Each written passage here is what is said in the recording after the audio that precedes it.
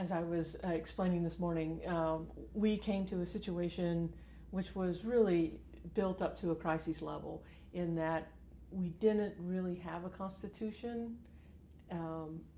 What happened with us is in the very end of the 1800s, we left a lot of our old ways behind and adopted a three-branch system of government and a constitution. So we had our own tribal government, our own tribal police force. Once we moved to Oklahoma, we had Oklahoma was a very southern part of our original territory. We had the whole sort of Mississippi, Ohio Valley, and then we were moved into Missouri after Lewis and Clark, then moved down into Kansas. When settlers came in and started encroaching upon our reservation in Kansas and started settling on the reservation, I always like to joke and say Little House on the Prairie was really Little House on the Osage Reservation. And at that point, we decided to sell our reservation in Kansas, and we purchased our reservation in Oklahoma, and that created a lot of a legal framework which we had never anticipated. And our understanding when we moved down into Oklahoma is that would always be Indian territory, so that's why we decided to settle down in Oklahoma, because at that point it was Indian territory and was never to be made into a state. But quickly thereafter that changed, and they wanted to settle Oklahoma, and thus came the Allotment Act. And as you're familiar, the United States government decided that Indians weren't assimilating fast enough, and that the answer to that question of how to get them to quit living communally was to give them individual land ownership, which was really just a scheme to take their reservations and divide them up and open them up for settlement in reality.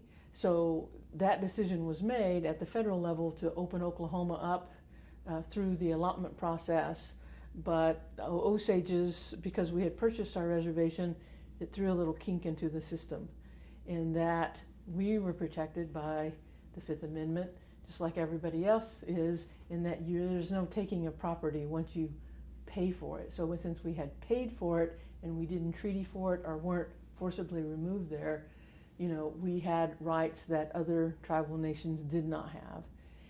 And right at that same time, they were discovering oil on the reservation.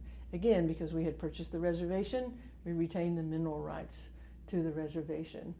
And so finally an agreement was struck with the Osages that we would agree to allotment only on the terms that each allotment would be given only to Osages. So all the rest of Oklahoma and a large part of Indian country was divided up into 160-acre parcels, and every other parcel was open for settlement by a non-Indian. But on the Osage Reservation, it was only available to Osages, so everybody got a 160-acre parcel, and then they went around again, and then went around again, until all of the land was allotted only to Osages. When they allotted the land, the other thing that happened is they also gave, there were 2,229 Osages at that time, and each of them, they divided the mineral estate into 2,229 pieces, which each of those pieces was called a head right, so that every Osage Indian received a head right as well as parcels of land. When they divided up the mineral estate, at that point, they created a law called the Osage Indian Act of 1906, which would allow for statehood. And at that point, they created what I like to think of as the sort of the predecessor to the IRA Constitution through that Osage Indian Act. They created a quasi-tribal government, which would really just hand over signatory authority, to the BIA, truthfully. And so it was a tribal council. There were no checks and balances. They did away with our, like I said, we had a constitution at the turn of the century our own constitution with the three-branch system of government. They had done away with that illegally and given us this, like I said, quasi-tribal council. And then the other thing that they did that was very impactful was they decided that citizenship would be based on your head rights. So that only a person with head rights would be a citizen of the tribe, and the only way that you could get a head right was to inherit it. So what that meant, what that would mean for me today, and up until 2006 it did mean this for me, is that my mother is still alive. She's with me on this trip actually here today, and I'm so grateful for that. But what that would mean for me under that old system is that I would still not be a citizen of the tribe, and I still would not be able to vote for any person on our government. And so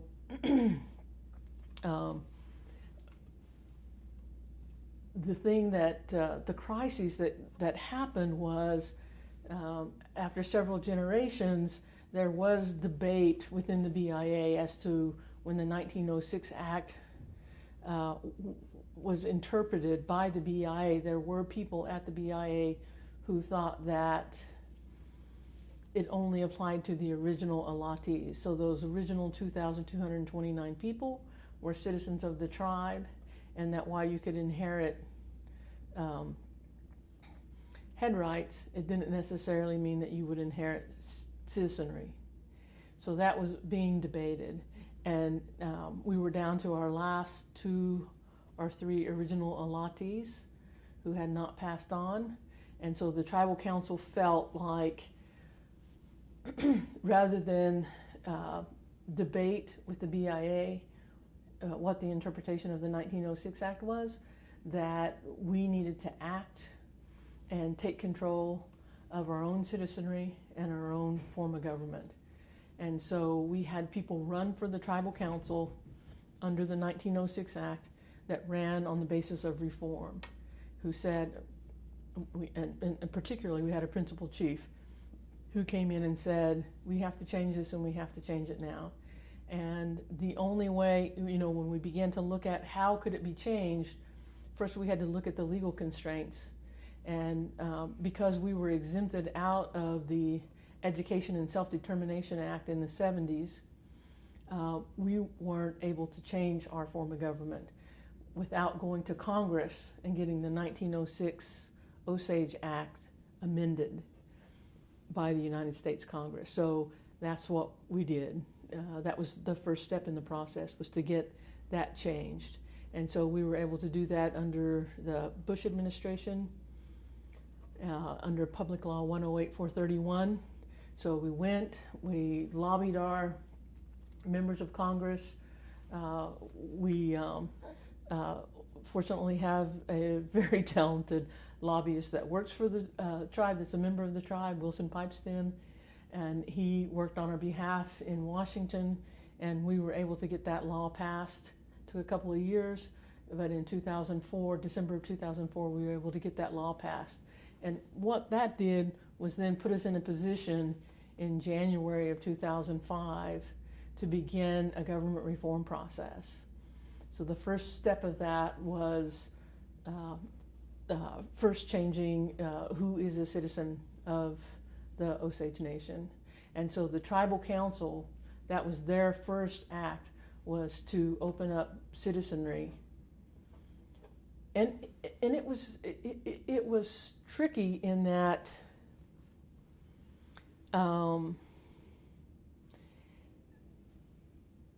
they were opening it up to lineal descent from the 1906 tribal roll. But they were reserving that to be changed through the government reform process.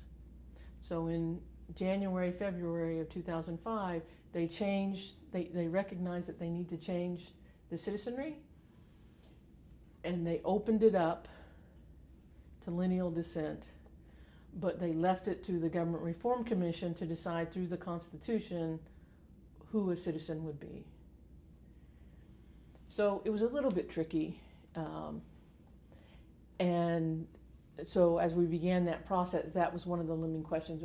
For some Osages, they felt very strongly that this is our opportunity to get rid of those people who should have never been on the tribal roll, because as you can imagine, having discovered oil, we had a lot of people paying Indian agents to try to get on our roll. We had a number of things occur, but that was one of them. And so for some Osages, they felt like, we've always had these people on our tribal roll, they should have never been on our tribal roll, this is our chance to get rid of them. And so we had a lot of people coming forward during the government reform process, basically saying that.